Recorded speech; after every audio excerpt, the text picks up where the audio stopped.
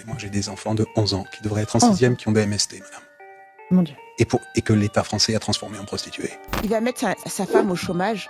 On va en parler tout à Pour l'heure. faire quoi 1%. Salut tout le monde, j'espère que vous allez bien. Donc aujourd'hui, nouvelle vidéo zapping. On retourne sur X, se regarder encore énormément de séquences. Comme d'habitude, on ne perd pas de temps. Petit like pour la force, petit commentaire pour le référencement. Et pour ceux qui sont sur téléphone et bien sûr qui sont gentils, merci de booster la vidéo. Alors les amis, avant de commencer la vidéo, je vais vous montrer une chose. On va aller sur mon YouTube Studio. Regardez, là c'est la dernière vidéo que je vous ai postée. Regardez ce qu'ils disent, cette vidéo ne peut pas générer de revenus publicitaires. Et ce message, je l'ai reçu 10 minutes après avoir posté la vidéo. Il faut savoir que moi, les vues, je l'ai fait dans la première journée, d'accord? La vidéo, elle a fait plus de 40 000 vues. Donc j'ai fait appel directement. Ils m'ont répondu le lendemain. Bien sûr, comme ça, je vais rien gagner du tout. Et regardez pourquoi. La raison pour laquelle je ne suis pas monétisé. C'est entre 0,23 et 0,26. Maintenant, on va écouter ce que je dis entre 0,23 et 0,26.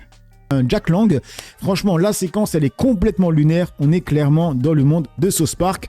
Donc, voilà, j'ai dit la séquence est complètement lunaire. On est dans le monde de South Park. Voilà le problème pour YouTube, pour monétiser ma vidéo. C'est complètement lunaire pour le coup, tu vois. Waouh.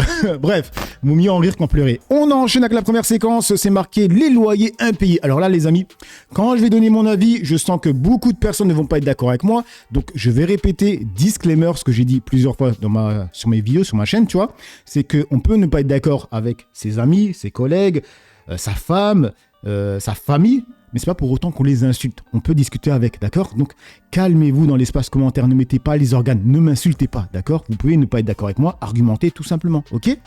Voilà, on va écouter ce qu'elle a à dire.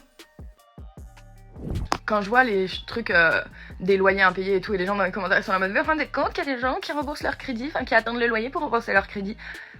Tu prends pas un crédit si tu peux pas le rembourser par toi-même. Alors déjà, on va s'arrêter là. Le problème pour elle, c'est tu ne prends pas de crédit si tu ne peux pas le rembourser par toi-même. Ce qu'on peut lui répondre, c'est tu ne prends pas d'appartement de location si tu ne peux pas payer le loyer. Premièrement. Deuxièmement, je parle actuellement et je dis pas que j'ai la science infuse. En tout cas, moi, quand je suis allé à la banque pour faire un crédit, pour acheter un appartement, et c'est pour mettre ma mère dedans, ils ont regardé si je peux le rembourser, le crédit. Après, si tu veux le louer, tu peux le louer derrière, tu vois. En tout cas, ils regardent d'abord si tu as la capacité de pouvoir payer le crédit de l'appartement. Donc, je sais pas, dites-moi si je me trompe, hein, je n'ai pas vu de banque qui vous lâche un crédit immobilier que vous ne pouvez pas rembourser. D'accord ?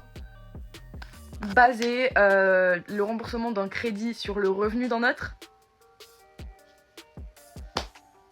Ah bon ? On pousse le vice.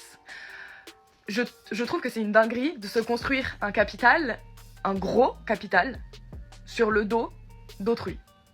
Alors déjà, elle dit gros capital. La majorité des randoms, des personnes lambda, tu vois, qui achètent un appartement, qui le louent, n'ont pas un gros capital. Ils ont un appartement, voire deux dans le meilleur des cas, tu vois. Premièrement. Deuxièmement, si on suit son raisonnement jusqu'au bout, alors c'est un problème d'enrichir quelqu'un qui fait un crédit pour ensuite louer l'appartement. Donc, elle ne veut pas payer donc, le loyer parce que sinon, ça va enrichir quelqu'un. Mais à partir de là, si on va jusqu'au bout du bout, ben, quand elle va chez Zara pour acheter les vêtements, ne paye pas en fait. Parce que tu vas enrichir une société derrière. Parce que si on part du principe qu'on ne veut pas donner notre argent à quelqu'un qui va s'enrichir sur notre dos, ben, à partir de là, on n'achète plus rien en fait. Mais c'est réel les amis. Hein. C'est complètement lunaire ce qu'elle dit. Et elle le sait que c'est lunaire. Pourquoi ? Parce qu'elle a bloqué les commentaires en fait. Elle a bloqué les commentaires. C'est pour ça que je ne vous montre pas son blaze. Parce qu'après, on va mettre dans une sauce en mode harcèlement je ne sais quoi, tu vois. Donc, dites-moi ce que vous pensez dans les commentaires. Mais c'est la vie, c'est comme ça, tu vois. C'est-à-dire que quand tu veux louer quelque chose à quelqu'un, que ce soit une voiture, un vélo ou un appartement, tu payes. Si tu ne peux pas, tu ne le loues pas, tout simplement, tu vois. Et dire que cette personne va faire de l'argent sur ton dos, c'est peut-être réel, mais c'est le business, c'est comme ça. Lui, il a pris des risques avec son appartement. En fait, il a pris des risques en achetant un appartement qui peut dévaluer, qui peut perdre sa valeur. Ou bien que, je sais pas, il lui arrive des problèmes. Je sais pas, il y a la plomberie, je ne sais quoi. En fait, il y a plein de problèmes qui peuvent arriver avec un appartement. C'est pas du tout gagné, sinon tout le monde pourrait devenir propriétaire. Bref, dites-moi ce que vous en pensez. En tout cas, pour moi, cette séquence, elle est complètement lunaire. Et elle le sait. Sinon, elle n'aurait pas bloqué les commentaires, les mecs. Elle n'aurait pas bloqué les commentaires. parce que je pense que la grande majorité des gens n'étaient pas d'accord avec elle. Du coup, on enchaîne avec le compte de Régé les gorillas, ce qui veut dire le roi des gorilles, c'est ce qu'il avait dit en tout cas. Donc il répond avec un screen en disant « Parce que la France refuse d'éduquer sa jeunesse sur ses crimes coloniaux ». Et en fait, dans le tweet, il y avait Serfia qui avait dit « Il y a 58 ans, jour pour jour, la France larguait Canopus, sa première bombe H en Polynésie française, elle était 170 fois plus puissante que la bombe larguée à Hiroshima en 45. » Et il y a Fares qui a 23 ans qui dit « J'ai 23 ans, pourquoi j'ai jamais entendu parler de cette bombe-là » Alors les mecs, là il y a pas mal de personnes qui vont dire « Ouais mais c'est le Fares qui est mal éduqué, qui est pas éduqué, etc. » Les amis, je vais vous dire une chose, moi j'ai 45 ans. Je vous jure que cette histoire, je ne l'ai pas appris à l'école. Je l'ai appris en dehors de l'école, c'est réel. Donc là j'aimerais que les personnes qui ont entre 18 et on va dire 25 ans, mais s'il vous plaît les amis, ne mentez pas dans les commentaires, s'il vous plaît, ça sert à rien. Dites votre âge et dites si vous connaissiez cette histoire. Tout simplement, et ne mentez pas, s'il vous plaît, d'accord ? Du coup, on passe sur le compte de G-Dams qui a tuté. Tu payes encore tes impôts et tu obéis à des flics qui passent dans ton jardin contrôler si tu arroses ta pelouse ou que tu remplis ta piscine pendant que les vrais problèmes crèvent les yeux. L'État te met la police de l'eau aux fesses. C'est un putain de truc de fou. On est devenu un pays de cons. Bonjour madame. Bonjour messieurs, dames. Nous venons faire un contrôle du respect de l'arrêté sécheresse. Oui. Comme Nous chaque avons semaine, besoin de voir Nathalie un et petit peu Frédéric sillonnent le département, le téléphone à la main. Bah là, je suis en train de prendre une photo de l'espace vert, là où on voit que tout est brûlé, que ça n'a pas été arrosé, donc voilà, tout est en ordre. Bon point pour cet hôtel C'est dégueulasse, c'est magnifique, c'est français. du Rouret, commune placée en état d'alerte renforcée. Ici, la question de la ressource en eau est prise très au sérieux. C'est principalement au niveau de l'arrosage du jardin et vous voyez l'état du jardin aujourd'hui. En fait, on n'arrose pas du tout notre jardin dans un but de protéger la nature. Et si certains sont de bons élèves, ce n'est pas le cas de tout le monde. Sur la route, les deux agents repèrent un terrain privé particulièrement vert. Alors on voit bien que c'est en train d'arroser. Là, on constate ça de la voie publique, donc là maintenant on va identifier le propriétaire du terrain. Pour cette infraction, le particulier encourt jusqu'à 1 500 € d'amende. Au total, près d'une dizaine de points ont été contrôlés dans la journée, comme ce golf en règle. Ces derniers sont particulièrement suivis en ces périodes de sécheresse. Depuis le 14 août dernier, la préfecture des Alpes-Maritimes a placé 100 communes en état d'alerte sécheresse. Un nouveau comité aura lieu la semaine prochaine pour décider de l'évolution de la situation. Bon, après, blague à part, c'est comme la sécheresse, là c'est réel. Bref, du coup, on enchaîne avec Enzo Morel, et là ils ont ressorti une séquence avec Glucksmann, et franchement le mec se présente au présidentiel, hein. C'est réel, il se présente le mec, donc qui lui confierait le code nucléaire?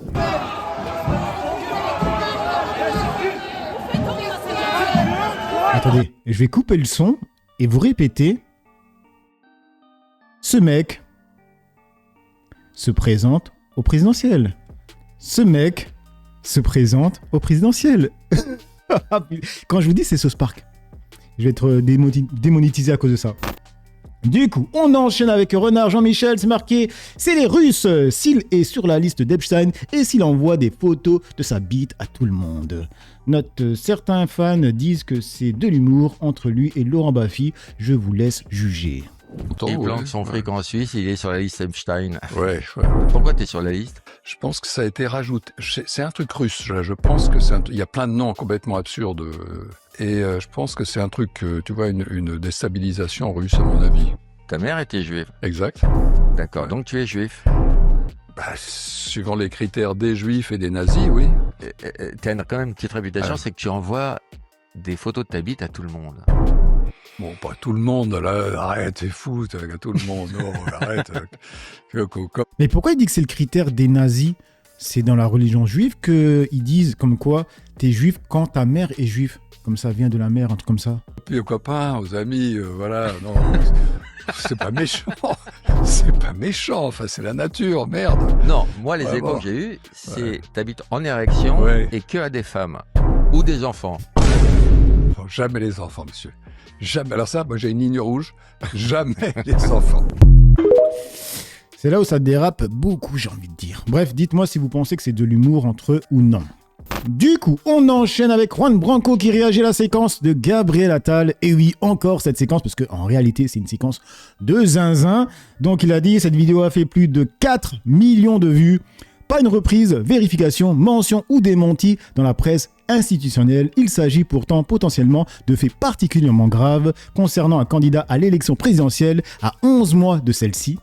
De fait, qui semble être intervenu au cœur de l'Assemblée nationale, qui concerne un homme sur lequel pèsent depuis longtemps de lourds soupçons, dont les membres de son entourage immédiat ont admis être leur consommation massive de stupéfiants, y compris à des fins d'orgie dans les bureaux et appartements du ministre. Et sur lequel l'Élysée s'est acharné à faire circuler des rumeurs concernant ses addictions. Un homme qui a refusé les tests antidrogue que préconisait le Premier ministre de son propre camp et qui prétend présider à nos destinées dans 11 mois à une fonction qui ne tolère la moindre vulnérabilité. Si la vidéo est vraie, une enquête pénale s'impose. Si elle est fausse, les auteurs doivent être punis. Et c'est réel, les mecs, c'est réel. Bon, on va pas se la regarder à nouveau. Il y a une personne qui dit « Mais il se baisse pour se cacher d'un appel tel main gauche, oreille gauche, il cale le téléphone. Il se cache pour téléphoner ou écouter un vocal. Enfin, moi, c'est ce que je vois. Twitter, sur ça, fait quand même très bas étage pour un candidat décevant. » Non, ce n'est pas un téléphone. À moins que c'est un téléphone Nokia 3310. Hein. Franchement, attends, on va regarder parce qu'il faut arrêter les conneries.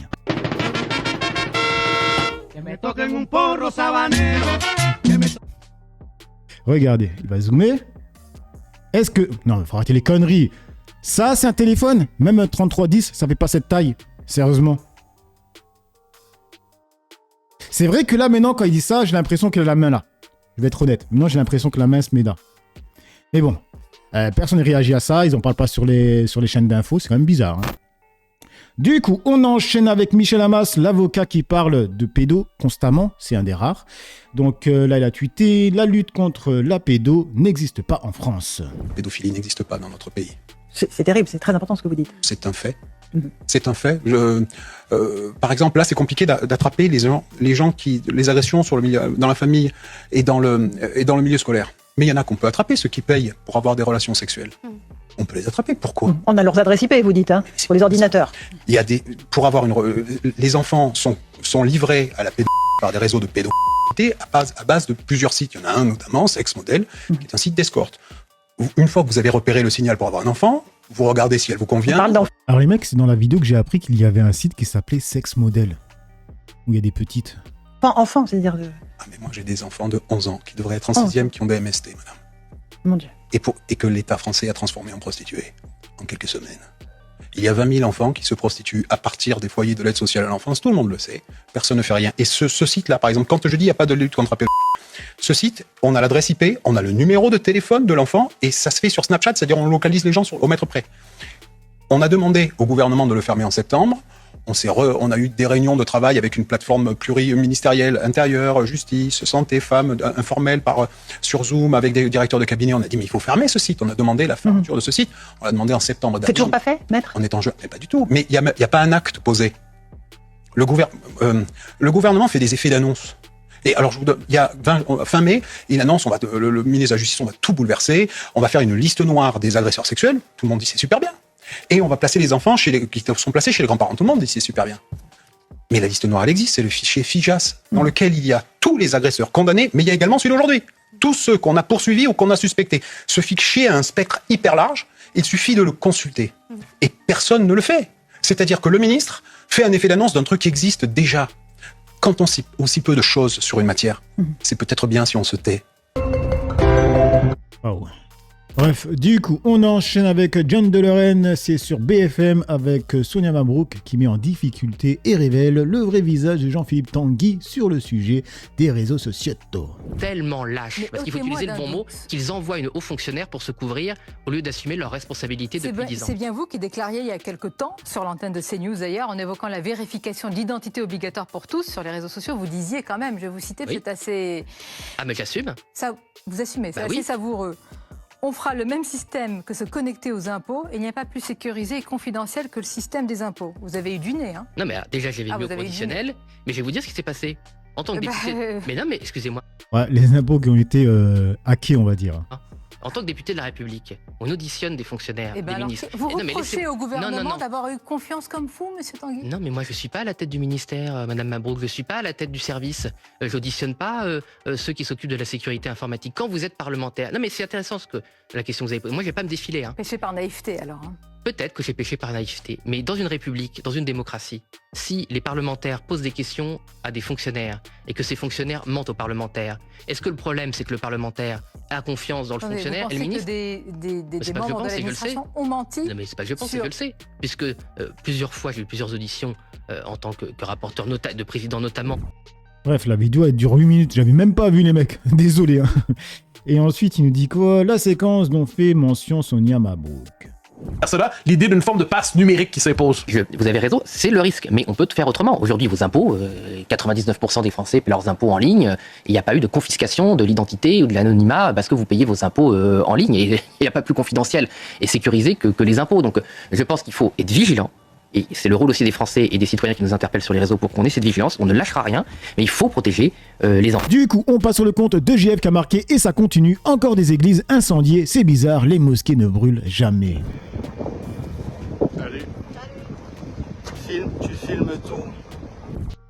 Et du coup, il y a Jim qui lui répond, ni les synagogues, mais tu es trop lâche pour le remarquer. Non, il a remarqué, il est trop lâche pour le dire dans son tweet. Et dans les commentaires, il n'y a aucune religion qui respecte plus les lieux de culte que les musulmans. Surtout que les mosquées brûlent à gogo à cause de ses semblables. Ni les loges d'ailleurs. C'est pire, les juifs se font tuer parce que juifs. Et pire, les juifs se font tuer parce que juifs. Mais il y a des noirs et des arabes qui se font tuer parce qu'ils sont noirs et arabes. On a déjà vu des histoires comme ça. Et pourquoi ça serait pire quand c'est des juifs? Bref, du coup, on enchaîne avec ce tweet assez marrant. C'est marqué « C'est de pire en pire cette application ». Donc regardez. Il y a ce mec là. Je crois qu'on avait déjà vu. Il s'appelle Christian. Donc il dit « Pas de Gazaouis, de réfugiés palestiniens sur le sol de France. C'est dehors ». Et regardez ce qu'on lui répond. Merde, vous voyez pas tout. C'est marqué, et c'est votre sioniste qui dit ça. « Merci Christian pour le message, mais il va falloir toi aussi retourner en Afrique un jour. » C'est un sioniste qui dit ça. Ben lui aussi, il va falloir qu'il retourne en Israël. Et du coup, dans les commentaires, ça lui apprendra à faire le noir de service. Ça me rappelle un certain Patrice Carteron ou même Tanguy David. Après, il y a toujours des noirs de service ou des maghrébins de service, vous le savez. C'est quoi? Malik, le CM, Community Manager, je pense, d'ActuFoot. Sauf, je suis du bon côté et français de souche, et certainement plus que toi. Mais ça tombe bien, je ne veux pas être présenté par une personne comme toi qui ne prend pas la peine de réfléchir et qui s'arrête à un prénom. Malik, avec une tête de chameau et français de souche. Merci, j'ai explosé de rire. Ah là là. Bref, du coup, on termine avec le compte d'Impact qui a marqué Alerte Info, mais quelle honte, une photo de Gaza retirée après des pressions de soutien d'Israël. Où est passée la liberté d'expression? Cette photo prise à Gaza par le photojournaliste palestinien Jahed Al-Shrafi, montrant des Palestiniens jouant au foot au milieu des ruines, a été retirée du Deauville Sport Image Festival et discrètement remplacée après des pressions de soutien d'Israël. La municipalité de Deauville confirme que le cliché a été remplacé après des demandes sans en préciser l'origine, expliquant ne vouloir ni entrer dans la polémique ni heurter qui que ce soit. Mike Krief, je sais pas comment on dit, derrière une page Instagram consacrée notamment à l'info sécuritaire en Israël, s'est ensuite félicité publiquement du remplacement de la photo. Moralité, ne jamais rien lâcher. Où est la liberté d'expression? Pourquoi cette réalité dérange-t-elle autant? Une seule chose à faire, partager cette photo en masse. Oui les mecs, partagez cette photo en masse les mecs. Bref, donc voilà les amis pour cette petite vidéo zapping en réaction. Dites-moi ce que vous en pensez dans l'espace commentaire, dans la joie, la bonne humeur, sans insulte, comme d'habitude. N'oubliez pas le petit like pour la force, petit commentaire pour le référencement. Moi j'ai assez parlé pour le peu que j'ai parlé, à vous d'écrire. Ciao tout le monde.